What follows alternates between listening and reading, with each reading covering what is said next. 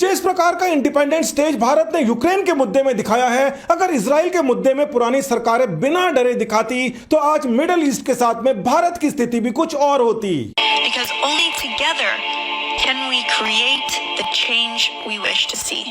नरेंद्र मोदी पहले भारतीय प्रधानमंत्री हैं जो इजराइल की धरती पर पहुंचे हैं। These are the Jews of India. They love India. They love Israel. They love our friendship. Doesn't make me sitting on the fence. समझ नहीं आए, मैं समझाऊं। ये फॉरेन मिनिस्टर को उन्होंने कहा कि रूस से तेल ना खरीदो, उसने आगे से कहा तुम कौन होते हो मैं कहने वाले। It means I'm sitting on my ground. ये होता है आजाद मुल्क। विदेश मंत्री जयशंकर ने कहा है कि वोट बैंक पॉलिटिक्स से पहली बार भारत की विदेश नीति बाहर आई है। 70 सालों के अंदर इंडिपेंडेंटली भारत अपने इंटरेस्ट के हिसाब से काम कर रहा है। दुनिया में हर किसी देश की विदेश नीति अपने देश के इंटरेस्ट के लिए काम करती है, किसी दूसरे के लिए नहीं करती। यहां पर भारत को ऐसा करना चाहिए था, मगर अब जाकर ऐसा हो रहा है। पुरानी सरकारों ने क्या किया, इससे ज्यादा महत्वपूर्ण यह है कि इस वाली सरकार ने ऐसा क्या किया कि मिडिल ईस्ट और इजराइल के बीच के अंदर सहमति बन रही है और भारत को इसका विशेषकर फायदा हो रहा है। बहुत सारे इंटरनेशनल मीडिया आउटलेट्स का केवल यह काम है कि भारत को प्रेशर के अंदर कैसे लाया जाए, मगर इस समय स्टेज ऐसे आ गई है कि भारत प्रेशर में नहीं आ रहा। भारत कह रहा है कि हमारा इंटरेस्ट किसमें है, हम वो काम करेंगे। सबसे ज्यादा देश भारत को परेशान करने में तुर्की पाकिस्तान जैसे देश थे, मगर अब उनको भी समझ में आ रहा है कि भारत जिस तरीके से आगे बढ़ रहा है, या तो भारत के साथ हो जाओ या फिर पिछड़ जाओ। कुछ समय पहले से भारत के इजराइल के साथ में रिलेशंस बहुत तेजी से बढ़ने लगे।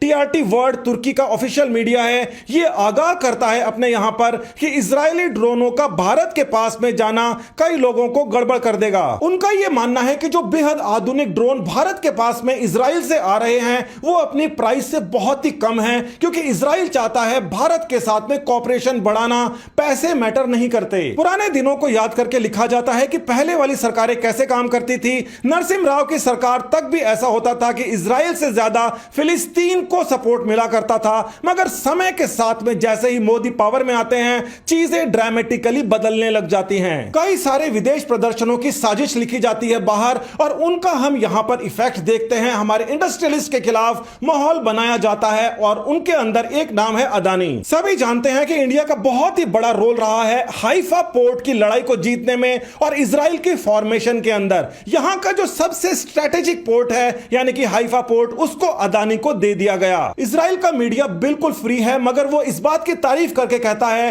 कि अदानी के पास में इस पोर्ट को जाना स्ट्रेटेजिक इंपॉर्टेंस है, पैसों का यहां पर मतलब नहीं है, हमें भारत के साथ रहना है। जबकि भारत में ऐसा हो जाता तो सब शोर मचाते, बेच दिया। यहां पर इस बात के ऊपर विचार करना जरूरी है कि जितने भी चेंजेस हो रहे हैं प्रधानमंत्री मोदी के आने के बाद में, जो नई फॉरेन पॉलिसी आई है उसका फायदा क्या हुआ और मिडिल ईस्ट इसके लिए कैसा रिस्पांस दे रहा है। इजराइल के साथ में मिडिल ईस्ट में क्या समस्या है सबको पता है। इजराइल और मिडिल ईस्ट बात करने को तैयार नहीं। अमेरिका कई सालों से कोशिश कर रहा था, उनसे कुछ हुआ नहीं, मगर उसके बाद में एंट्री होती है भारत की, वो भी इंडिपेंडेंट तौर पर। विदेश मंत्री जयशंकर कहते हैं कि 2017 के अंदर जब प्रधानमंत्री मोदी इजराइल के अंदर गए थे, उनके हिसाब से यह एक ऐसा क्षण था जो उनके लिए गूज बम्प मोमेंट था। 75 साल भारत की आजादी के हो गए हैं, 30 साल से भारत के डिप्लोमेटिक रिलेशंस हैं इजराइल के साथ में, मगर भारत के प्रधानमंत्री इजराइल जाने से कतराते थे। उनको डर लगता था कि उससे भारत के अंदर बैठे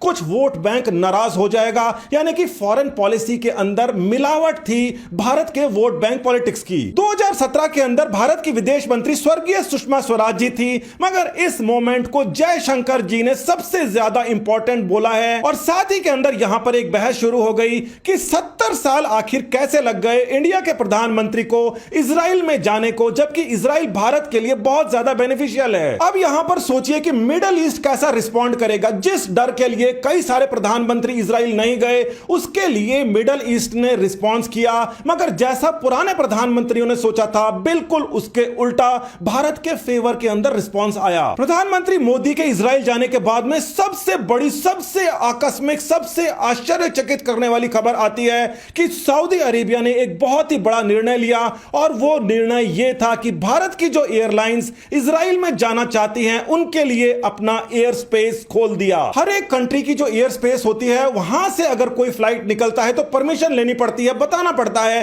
कि ये एयर स्पेस किस लिए इस्तेमाल की जा रही है। आज से पहले सऊदी अरेबिया ने कभी परमिशन नहीं दी, मगर भारत के इंटरवेंशन के बाद में उसने उनको परमिशन दी। इंडिया को परमिशन मिलने के बाद में सिंगापुर की एयरलाइंस और उसके बाद में फिलीपींस की एयरलाइंस को भी वहां पे परमिशन के लिए नेगोशिएशंस ऑन करने का मौका मिला, जो अभी तक सभी घबरा रहे थे। बात यह थी कि शेर के मुंह में हाथ कौन डाले, कौन जाके सऊदी अरेबिया से पूछे कि हमें इजराइल जाना है, क्या हम आपकी एयर स्पेस यूज कर सकते हैं। मगर भारत की तरफ से केवल इजराइल के साथ में नहीं, सऊदी के साथ में भी अच्छे रिलेशंस बनाए गए। धीरे धीरे पूरे के पूरे एरिया के अंदर पीस एंड ऑर्डर को मेंटेन करने की कोशिश की गई। पूरा का पूरा विश्व इस बात को लेकर हैरान हो जाता है कि इंडिया के साथ में मिडल ईस्ट और मिडल ईस्ट के साथ में इजराइल, ये सारे के सारे मिलकर एक कॉरिडोर बना रहे हैं, जिसको कुछ साल पहले तो कोई नहीं सोच सकता था। किसी भी दो देश के बीच के अंदर इंटर रीजनल सप्लाई चेन अगर बढ़ जाती है, यानी कि बहुत ज्यादा ट्रेड वहां से होने लग जाता है,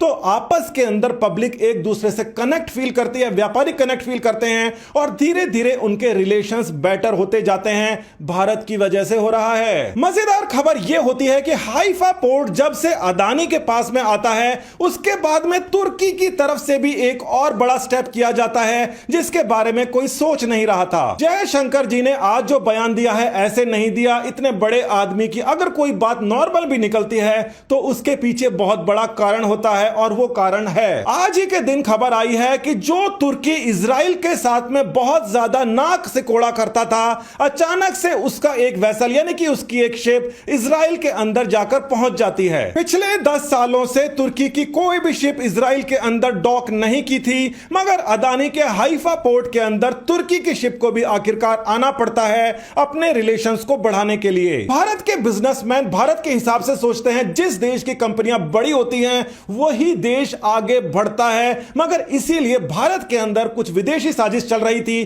कि बड़ी कंपनियों को निशाना बनाओ। टोकने वाले टोकते चले गए, मगर भारत का इजराइल के साथ में 10 साल का डिफेंस कोऑपरेशन प्लान अब चालू हो चुका है। ये जो डिफेंस पैक्ट है ये कोई छोटी पैक्ट नहीं है। अगले 10 साल से जिस प्रकार से इजराइल की टेक्नोलॉजी इजराइल को बचाती है, उसी प्रकार से भारत के अंदर वो ट्रांसफर होगी। 1947 से 2017 आ जाता है और जैसे ही इन 70 सालों के अंदर भारत के प्रधानमंत्री की पहली विजिट इजराइल पहुंचती है, अमेरिका के व्हाइट हाउस की वेबसाइट के ऊपर यह लिखने का मौका मिलता है, आने वाले समय के अंदर I2U2 बन चुका है। मिडल ईस्ट के अंदर अमेरिका के साथ में इजराइल था, अमेरिका के साथ में यूएई था, मगर आपस में एक साथ नहीं आ पा रहे थे। जैसे ही भारत की एंट्री होती है, सभी लोग एक जाजम पर बैठने का काम करते हैं। यह अभूतपूर्व परिवर्तन था। एक समय ऐसा था, मेजर दलपत सिंह जैसे वीरों ने हाइफा को फ्री कराया था, इजराइल को बनवाया था, और आज के समय हर जगह फॉरेन पॉलिसी जैसे बड़े पोर्टल में लिखा जाता है कि ये जो नया इंडिया बन रहा है ये अपने पुराने रोल में वापस आता जा रहा है, जो कि मिडल ईस्ट को पूरी तरह बदल देगा। वोट बैंक की पॉलिटिक्स ने कई देशों को बर्बाद कर दिया। डेमोक्रेसी का ये एक बहुत ही बड़ा डिसएडवांटेज है, मगर इस वाली सरकार ने जो स्टेप उठाया, जिसको उठाने से लोग घबरा रहे थे, वो स्टेप सक्सेस साबित हुआ है। ये सारी की सारी स्टोरीज उसका प्रूफ हैं। नमस्कार, धन्यवाद, जय हिंद।